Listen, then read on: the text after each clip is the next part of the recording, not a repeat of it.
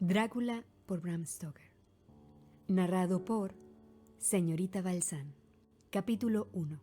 Del diario de Jonathan Harker. Bistris, 3 de mayo. Salí de Múnich a las 8:35 de la noche del 1 de mayo. Llegué a Viena a la mañana siguiente, temprano. Debí haber llegado a las 6:46.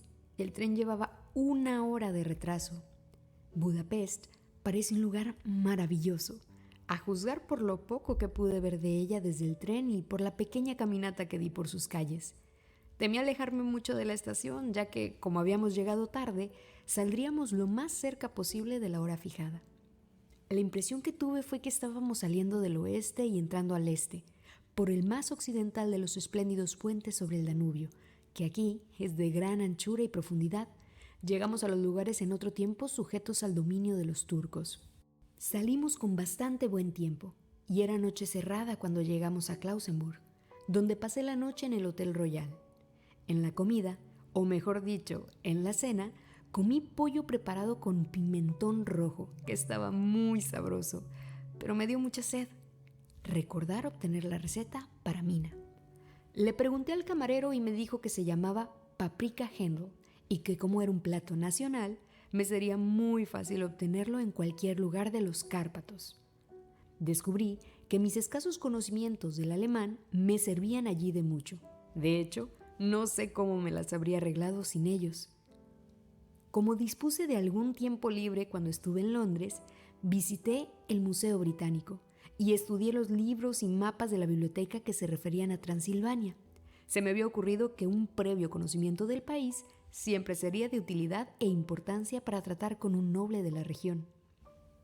Descubrí que el distrito que él me había mencionado se encontraba en el extremo oriental del país, justamente en la frontera de 3 estados: Transilvania, Moldavia y Bucovina, en el centro de los montes Cárpatos, una de las partes más salvajes y menos conocidas de Europa. No pude descubrir ningún mapa ni obra que arrojara luz sobre la exacta localización del castillo de Drácula, pues no hay mapas en este país que se puedan comparar en exactitud con los nuestros.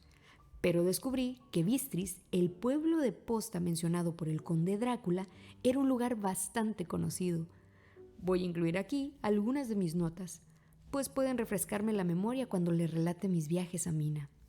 En la población de Transilvania hay 4 nacionalidades distintas: sajones en el sur y mezclados con ellos los valacos, que son descendientes de los dacios, magiares en el oeste y ezequelios en el este y el norte. Voy entre estos últimos, que aseguran ser descendientes de Atila y los hunos. Esto puede ser cierto, puesto que cuando los magiares conquistaron el país en el siglo XI, encontraron a los hunos que ya se habían establecido en él. Leo que todas las supersticiones conocidas en el mundo están reunidas en la herradura de los Cárpatos, como si fuese el centro de alguna especie de remolino imaginativo. Si es así, mi estancia puede ser muy interesante. Recordar que debo preguntarle al conde acerca de esas supersticiones. No dormí bien, aunque mi cama era suficientemente cómoda, pues tuve toda clase de extraños sueños. Durante toda la noche, un perro aulló bajo mi ventana, lo cual puede haber tenido que ver algo con ello, o puede haber sido también el pimentón, puesto que tuve que beberme toda el agua de mi garrafón y todavía me quedé sediento. Ya de madrugada me dormí, pero fui despertado por unos golpes insistentes en mi puerta, por lo que supongo que en esos momentos estaba durmiendo profundamente.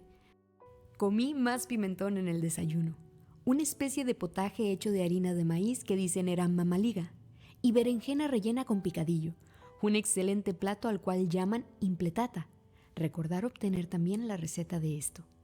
Me apresuré a desayunar, ya que el tren salía un poco después de las 8, o mejor dicho, debió haber salido, pues después de correr a la estación a las 7:30, tuve que aguardar sentado en el vagón durante más de 1 hora, antes de que nos pusiéramos en movimiento.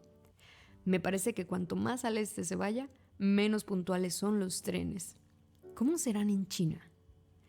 Pareció que durante todo el día vagábamos a través de un país que estaba lleno de toda clase de bellezas.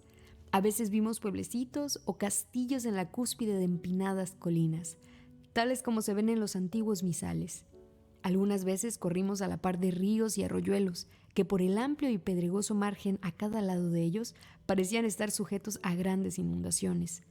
Se necesita gran cantidad de agua, con una corriente muy fuerte, para poder limpiar la orilla exterior de un río.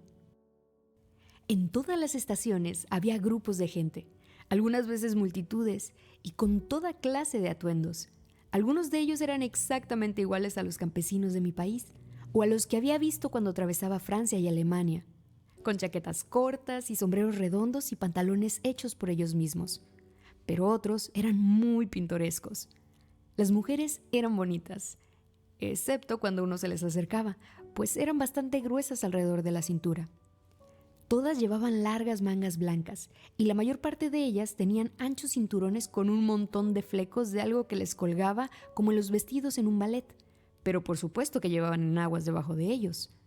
Las figuras más extrañas que vimos fueron los eslovacos, que eran más bárbaros que el resto, con sus amplios sombreros de vaquero, grandes pantalones bombachos y sucios, camisas blancas de lino y enormes y pesados cinturones de cuero, casi de un pie de ancho, completamente tachonados con clavos de hojalata. Usaban botas altas con los pantalones metidos dentro de ellas y tenían el pelo largo y negro, y bigotes negros y pesados. Eran muy pintorescos, pero no parecían simpáticos. En cualquier escenario se les reconocería inmediatamente como alguna vieja pandilla de bandoleros. Sin embargo, me dicen que son bastante inofensivos y, lo que es más, bastante tímidos. Ya estaba anocheciendo cuando llegamos a Bistris, que es una antigua localidad muy interesante. Está prácticamente en la frontera, pues el paso de Borgo conduce desde ahí a Bucovina. Ha tenido una existencia bastante agitada y desde luego pueden verse las señales de ello. Hace 50 años se produjeron grandes incendios que causaron terribles estragos en 5 ocasiones diferentes. A comienzos del siglo XVII sufrió un sitio de 3 semanas y perdió 13,000 personas. Y a las bajas de la guerra se agregaron las del hambre y las enfermedades. El conde Drácula me había indicado que fuese al Hotel Golden Crown, el cual, para mi gran satisfacción, es bastante anticuado, pues por supuesto yo quería conocer todo lo que me fuese posible de las costumbres del país. Evidentemente me esperaban, pues cuando me acerqué a la puerta me encontré frente a una mujer ya entrada en años, de rostro alegre, vestida a la usanza campesina, ropa interior blanca con un doble delantal, por delante y por detrás, de tela vistosa, tan ajustado al cuerpo que no podía calificarse de modesto. Cuando me acerqué, ella se inclinó y dijo: ¿El señor inglés? Sí, le respondí, Jonathan Harker. Ella sonrió y le dio algunas instrucciones a un hombre anciano en camisa de blancas mangas, que la había seguido hasta la puerta. El hombre se fue, pero regresó inmediatamente con una carta. Mi querido amigo, bienvenido a los Cárpatos. Lo estoy esperando ansiosamente.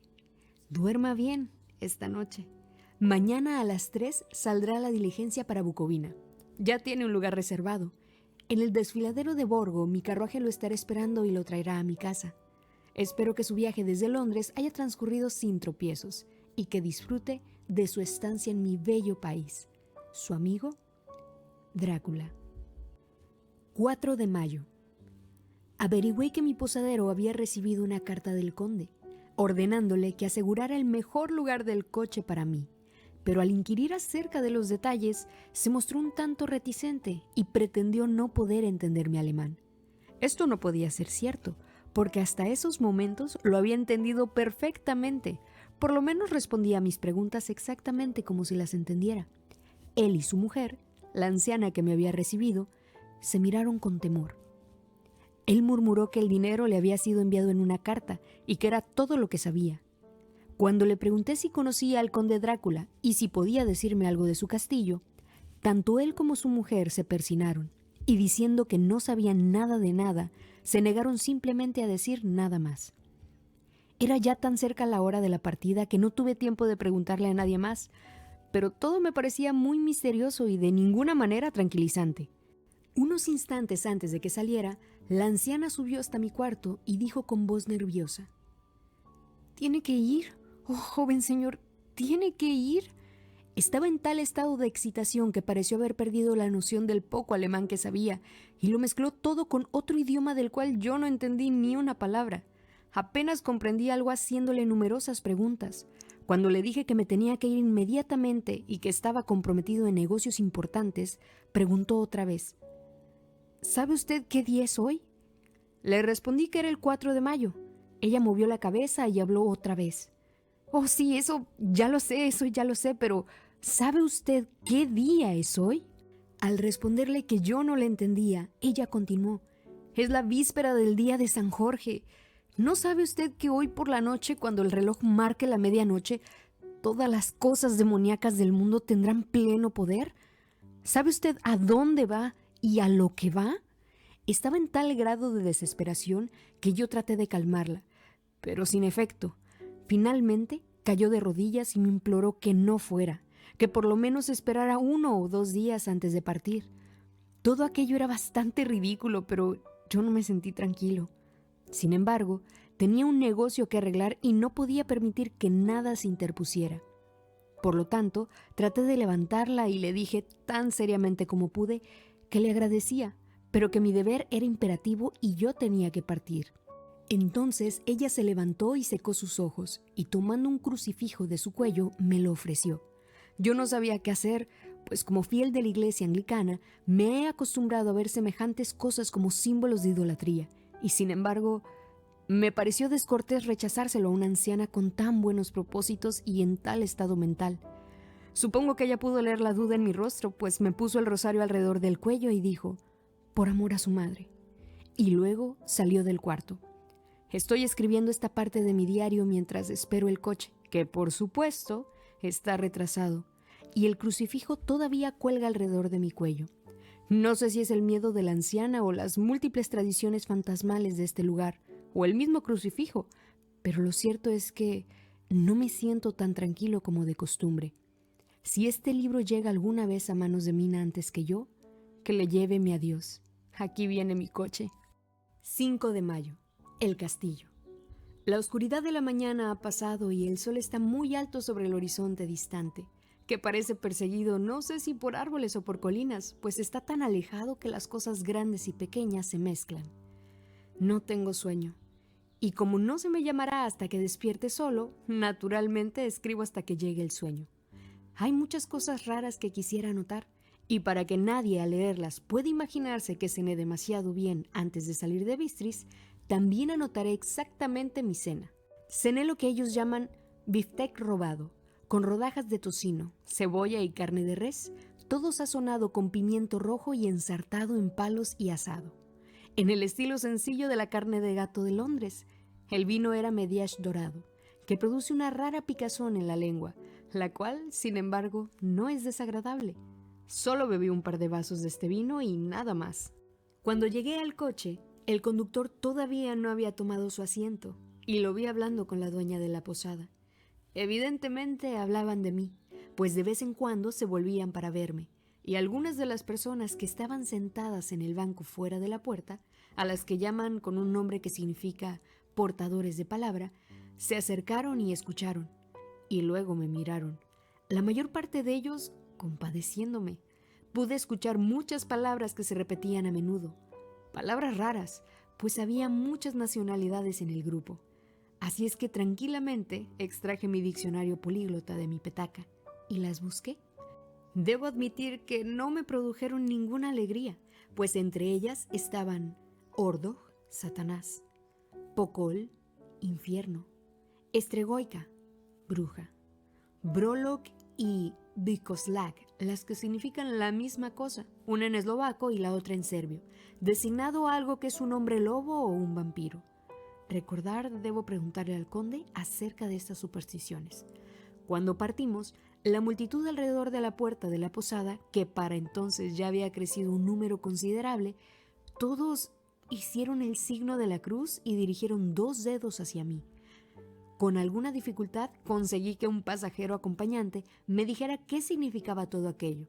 Al principio no quería responderme, pero cuando supo que yo era inglés, me explicó que era el encanto o hechizo contra el mal de ojo. Esto tampoco me agradó, mayormente cuando salía hacia un lugar desconocido, con un hombre desconocido, pero todo el mundo parecía tan bondadoso, tan compasivo y tan simpático que no pude evitar sentirme emocionado. Nunca olvidaré el último vistazo que eché al patio interior de la posada y su multitud de pintorescos personajes, todos persinándose mientras estaban alrededor del amplio pórtico, con su fondo de rico follaje de adeljas y árboles de naranjo en verdes tonelitos agrupados en el centro del patio. Entonces, nuestro conductor, cuyo amplio pantalón de lino cubría todo el asiento frontal, ellos lo llaman Gotza, fustigó su gran látigo sobre los 4 pequeños caballos que corrían de 2 en 2 e iniciamos nuestro viaje. Pronto perdí de vista y de la memoria los fantasmales temores en la belleza de la escena por la que atravesábamos, aunque si yo hubiese conocido el idioma, o mejor, los idiomas que hablaban mis compañeros de viaje, es muy posible que no hubiese sido capaz de deshacerme de ellos tan fácilmente. Ante nosotros se extendía el verde campo inclinado lleno de bosques con empinadas colinas aquí y allá, coronadas con cúmulos de tréboles o con casas campesinas con sus paredes vacías viendo hacia la carretera.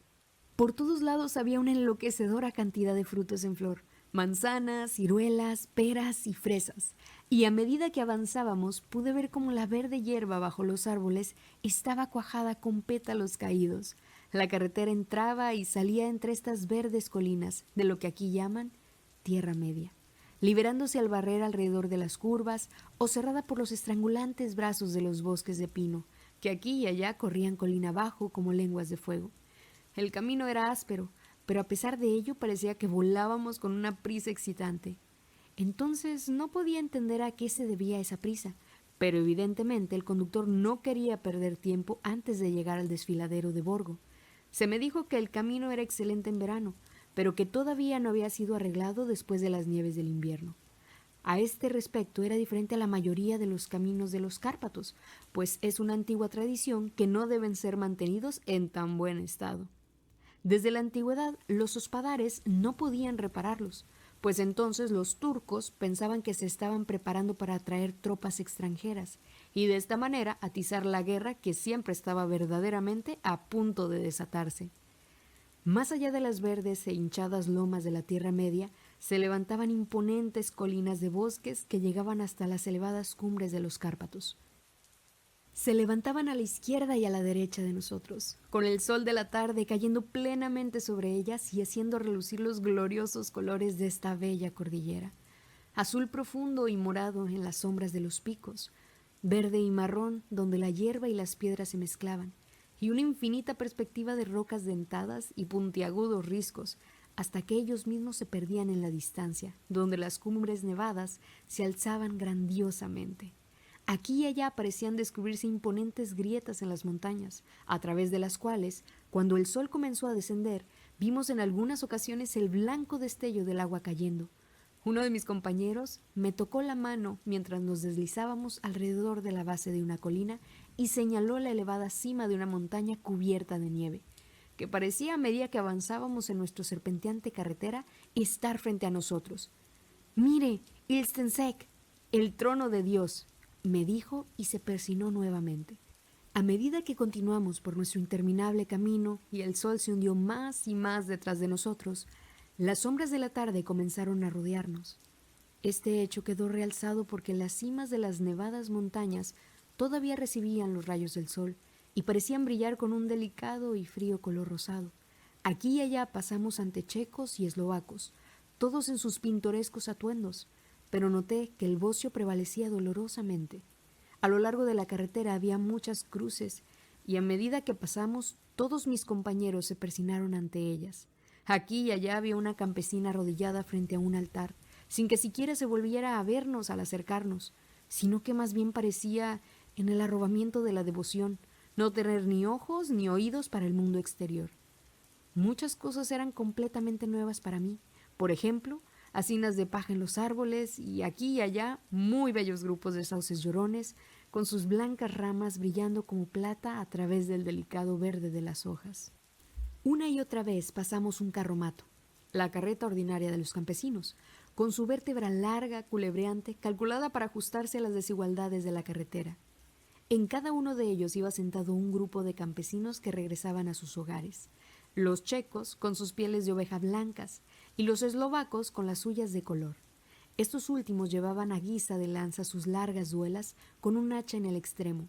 Al comenzar a caer la noche se sintió mucho frío y la creciente penumbra pareció mezclar en una sola bruma la lobreguez de los árboles, robles, hayas y pinos, aunque en los valles que corrían profundamente a través de los surcos de las colinas a medida que ascendíamos hacia el desfiladero, se destacaban contra el fondo de la tardía nieve los oscuros abetos.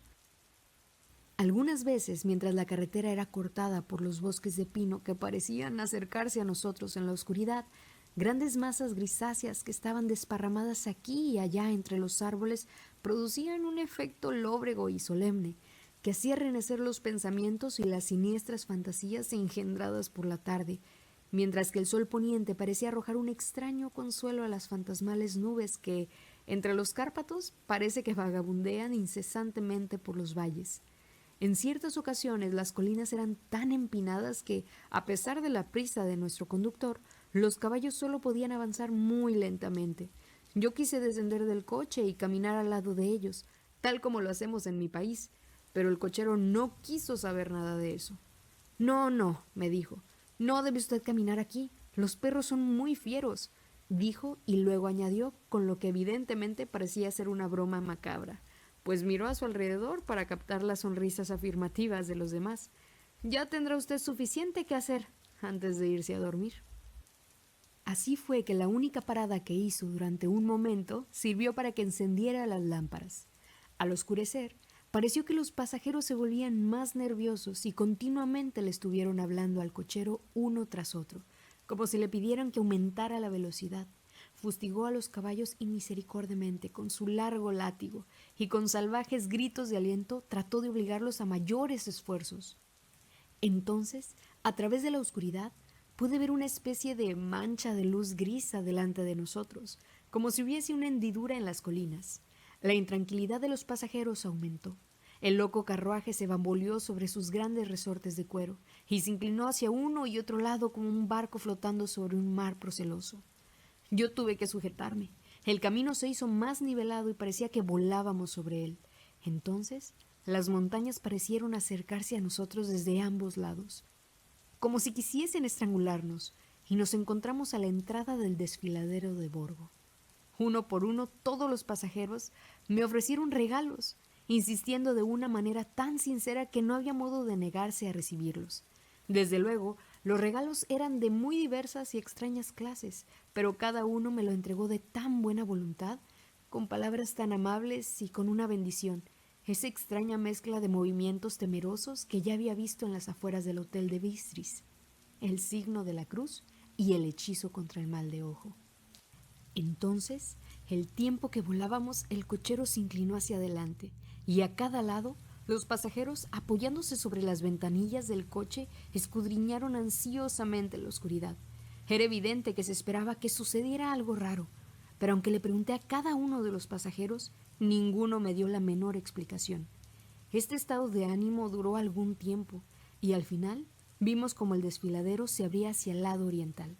Sobre nosotros pendían oscuras y tenebrosas nubes, y el aire se encontraba pesado, cargado con la opresiva sensación del trueno. Parecía como si la cordillera separara dos atmósferas, y que ahora hubiésemos entrado en la tormentosa. Yo mismo me puse a buscar el vehículo que debía llevarme hasta la residencia del conde. A cada instante esperaba ver el destello de lámparas a través de la negrura, pero todo se quedó en la mayor oscuridad. La única luz provenía de los parpadeantes rayos de luz de nuestras propias lámparas, en las cuales los vaos de nuestros agotados caballos se elevaban como nubes blancas. Ahora pudimos ver el arenoso camino extendiéndose blanco frente a nosotros, pero en él no había ninguna señal de un vehículo. Los pasajeros se reclinaron con un suspiro de alegría, que parecía burlarse de mi propia desilusión. Ya estaba pensando qué podía hacer en tal situación cuando el cochero, mirando su reloj, dijo a los otros algo que apenas pude oír. Tan suave y misterioso fue el tono en que lo dijo. Creo que fue algo así como 1 hora antes de tiempo. Entonces se volvió a mí y me dijo en un alemán peor que el mío: No hay ningún carruaje aquí. Después de todo, nadie espera al Señor. Será mejor que ahora venga a Bucovina y regrese mañana o al día siguiente. Mejor al día siguiente. Mientras hablaba, los caballos comenzaron a piafar y a relinchar y a encabritarse tan salvajemente que el cochero tuvo que sujetarlos con firmeza. Entonces, en medio de un coro de alaridos de los campesinos que se persinaban apresuradamente, apareció detrás de nosotros una calesa. Nos pasó y se detuvo al lado de nuestro coche. Por la luz que despedían nuestras lámparas, al caer los rayos sobre ellos, pude ver que los caballos eran unos espléndidos animales negros como el carbón. Estaban conducidos por un hombre alto, con una larga barba grisácea y un gran sombrero negro, que parecía ocultar su rostro de nosotros. Solo pude ver el destello de un par de ojos muy brillantes que parecieron rojos al resplandor de la lámpara en los instantes en que el hombre se volvió a nosotros. Se dirigió al cochero. «Llegó usted muy temprano hoy, mi amigo», el hombre replicó balbuceando. «El señor inglés tenía prisa». Entonces el extraño volvió a hablar. «Supongo entonces que por eso usted deseaba que él siguiera hasta Bucovina. No puede engañarme, mi amigo. Sé demasiado y mis caballos son veloces». Y al hablar sonrió. Y cuando la luz de la lámpara cayó sobre su fina y dura boca, con labios muy rojos, sus agudos dientes le brillaron blancos como el marfil. Uno de mis compañeros le susurró a otro aquella frase de la Leonora de Burger. «Den die Toten reiten schnell», pues los muertos viajan velozmente. El extraño conductor escuchó evidentemente las palabras, pues alzó la mirada con una centellante sonrisa. El pasajero escondió el rostro al mismo tiempo que hizo la señal con los 2 dedos y se persinó. «Dadme el equipaje del señor», dijo el extraño cochero. Con una presteza excesiva, mis maletas fueron sacadas y acomodadas en la calesa. Luego descendí del coche, pues la calesa estaba situada a su lado, y el cochero me ayudó con una mano que asió mi brazo como un puño de acero. Su fuerza debía de ser prodigiosa. Sin decir palabra, agitó las riendas. Los caballos dieron media vuelta y nos deslizamos hacia la oscuridad del desfiladero. Al mirar hacia atrás, vi el vaho de los caballos del coche a la luz de las lámparas, y proyectadas contra ella las figuras de mis hasta hacía poco compañeros, persinándose. Entonces el cochero fustigó su látigo y gritó a los caballos, y todos arrancaron con rumbo a Bucovina. Al perderse en la oscuridad sentí un extraño escalofrío, y un sentimiento de soledad se apoderó de mí. Pero mi nuevo cochero me cubrió los hombros con una capa y puso una manta sobre mis rodillas, hablando luego en excelente alemán. «La noche está fría, señor mío, y mi señor, el conde, me pidió que tuviera buen cuidado de usted. Debajo del asiento hay una botella de Silovsti, un licor regional hecho de ciruelas, en caso de que usted guste». Pero yo no tomé nada. Aunque era agradable saber que había una provisión de licor, me sentí un poco extraño y no menos asustado. Creo que si hubiese habido alguna otra alternativa, yo la hubiese tomado en vez de proseguir aquel misterioso viaje nocturno. El carruaje avanzó a paso rápido, en línea recta. Luego dimos una curva completa y nos internamos por otro camino recto. Me pareció que simplemente dábamos vuelta una y otra vez sobre el mismo lugar. Así pues, tomé nota de un punto sobresaliente y confirmé mis sospechas. Me hubiese gustado preguntarle al cochero qué significaba todo aquello, pero realmente tuve miedo, pues pensé que en la situación en que me encontraba, cualquier protesta no podría dar el efecto deseado en caso de que hubiese habido una intención de retraso. Al cabo de un rato, sin embargo, sintiéndome curioso por saber cuánto tiempo había pasado, encendí un fósforo y a su luz miré mi reloj. Faltaban pocos minutos para la medianoche. Esto me dio una especie de sobresalto, pues supongo que la superstición general acerca de la medianoche había aumentado debido a mis recientes experiencias. Me quedé aguardando con una enfermiza sensación de ansiedad. Entonces, un perro comenzó a aullar en alguna casa campesina más adelante del camino. Dejó escapar un largo, lúgubre aullido, como si tuviese miedo. Su llamado fue recogido por otro perro y por otro y otro, hasta que, nacido como el viento que ahora pasaba suavemente a través del desfiladero, comenzó un aterrador concierto de aullidos que parecían llegar de todos los puntos del campo. desde tan lejos como la imaginación alcanzase a captar a través de las tinieblas de la noche. Desde el primer aullido los caballos comenzaron a piafar y a inquietarse, pero el cochero les habló tranquilizándolos, y ellos recobraron la calma, aunque temblaban y sudaban como si acabaran de pasar por un repentino susto. Entonces, en la lejana distancia, desde las montañas que estaban a cada lado de nosotros, llegó un aullido mucho más fuerte y agudo, el aullido de los lobos, que afectó a los caballos y a mi persona de la misma manera, pues estuve a punto de saltar de la caleza y echar a correr, mientras que ellos retrocedieron y se encabritaron frenéticamente, de manera que el cochero tuvo que emplear toda su fuerza para impedir que se desbocaran. Sin embargo, a los pocos minutos mis oídos se habían acostumbrado a los aullidos, y los caballos se habían calmado tanto que el cochero pudo descender y pararse frente a ellos. Los sobó y acarició y les susurró algo en las orejas, tal como he oído que hacen los domadores de caballos, y con un efecto tan extraordinario que bajo estos mimos se volvieron nuevamente bastante obedientes, aunque todavía temblaban. El cochero tomó nuevamente su asiento, sacudió sus riendas y reiniciamos nuestro viaje a buen paso. Esta vez, después de llegar hasta el lado extremo del desfiladero, repentinamente cruzó por una estrecha senda que se introducía agudamente a la derecha. Pronto nos encontramos obstruidos por árboles, que en algunos lugares cubrían por completo el camino, formando una especie de túnel a través del cual pasábamos, y además de eso, gigantescos peñascos amenazadores nos hacían valla a un lado y a otro lado. A pesar de encontrarnos así protegidos, podíamos escuchar el viento que se levantaba, pues gemía y silbaba a través de las rocas, y las ramas de los árboles chocaban entre sí al pasar nosotros por el camino. Hizo cada vez más frío, y una fina nieve comenzó a caer, de tal manera que al momento alrededor de nosotros todo estaba cubierto por un manto blanco. El aguzado viento todavía llevaba los aullidos de los perros, aunque estos fueron decreciendo a medida que nos alejábamos.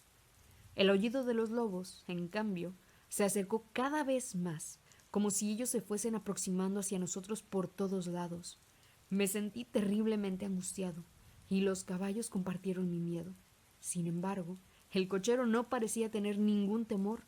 Continuamente volvía la cabeza hacia la izquierda y hacia la derecha, pero yo no podía ver nada a través de la oscuridad. Repentinamente, lejos, a la izquierda, divisé el débil resplandor de una llama azul. El cochero lo vio al mismo tiempo. Inmediatamente paró los caballos y, saltando a tierra, desapareció en la oscuridad. Yo no sabía qué hacer, y mucho menos debido a que los aullidos de los lobos parecían acercarse. Pero mientras dudaba, el cochero apareció repentinamente otra vez, y sin decir palabra tomó asiento y reanudamos nuestro viaje. Creo que debo haberme quedado dormido o soñé repetidas veces con el incidente, pues este se repitió una y otra vez. Y ahora, al recordarlo, me parece que fue una especie de pesadilla horripilante. Una vez la llama apareció tan cerca del camino que hasta en la oscuridad que nos rodeaba pude observar los movimientos del cochero. Se dirigió rápidamente a donde estaba la llama azul. Debe haber sido muy tenue porque no parecía iluminar el lugar alrededor de ella, y tomando algunas piedras las colocó en una forma significativa. En una ocasión fui víctima de un extraño efecto óptico. Estando él parado entre la llama y yo, no pareció obstruirla, porque continué viendo su fantasmal luminosidad. Esto me asombró, pero como solo fue un efecto momentáneo, supuse que mis ojos se habían engañado debido al esfuerzo que hacía en la oscuridad. Luego, por un tiempo, ya no aparecieron las llamas azules, y nos lanzamos velozmente a través de la oscuridad con los aullidos de los lobos rodeándonos, como si nos siguieran en círculos envolventes. Finalmente, el cochero se alejó más de lo que había hecho hasta entonces, y durante su ausencia los caballos comenzaron a temblar más que nunca y a piafar y relinchar de miedo. No pude ver ninguna causa que motivara su nerviosismo, pues los aullidos de los lobos habían cesado por completo. Pero entonces, la luna, navegando a través de las negras nubes, apareció detrás de la dentada cresta de una roca saliente revestida de pinos, y a su luz vi alrededor de nosotros un círculo de lobos, con dientes blancos y lenguas rojas y colgantes, con largos miembros sinuosos y pelo hirsuto. Eran 100 veces más terribles en aquel lúgubre silencio que los rodeaba que cuando estaban aullando. Por mi parte, Caí en una especie de parálisis de miedo. Solo cuando el hombre se encuentra cara a cara con semejantes horrores puede comprender su verdadero significado. De pronto, todos los lobos comenzaron a aullar como si la luz de la luna produjera un efecto peculiar en ellos. Los caballos se encabritaron y retrocedieron, y miraron impotentes alrededor con unos ojos que giraban de manera dolorosa, pero el círculo viviente de terror los acompañaba a cada lado. Forzosamente tuvieron que permanecer dentro de él. Yo le grité al cochero que regresara, pues me pareció que nuestra última alternativa era tratar de abrirnos paso a través del círculo.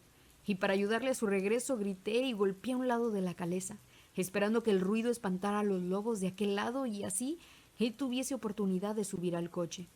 Pero escuché su voz alzarse en un tono de mando imperioso, y mirando hacia el lugar de donde provenía, lo vi parado en medio del camino. Agitó los largos brazos como si tratase de apartar un obstáculo impalpable, y los lobos se retiraron. Justamente en esos momentos una pesada nube pasó a través de la cara de la luna, de modo que volvimos a sumirnos en la oscuridad. Cuando pude ver otra vez, el conductor estaba subiendo a la calesa y los lobos habían desaparecido. Todo esto fue tan extraño y misterioso que fui sobrecogido por un miedo, pánico, y no tuve valor para moverme ni para hablar. El tiempo pareció interminable mientras continuamos nuestro camino, ahora en la más completa oscuridad, pues las negras nubes oscurecían la luna. Continuamos ascendiendo, con ocasionales periodos de rápidos descensos, pero ascendiendo la mayor parte del tiempo. Repentinamente tuve conciencia de que el conductor estaba deteniendo a los caballos en el patio interior de un inmenso castillo ruinoso en parte, de cuyas altas ventanas negras no salía un solo rayo de luz, y cuyas quebradas murallas mostraban una línea dentada que destacaba contra el cielo iluminado por la luz de la luna.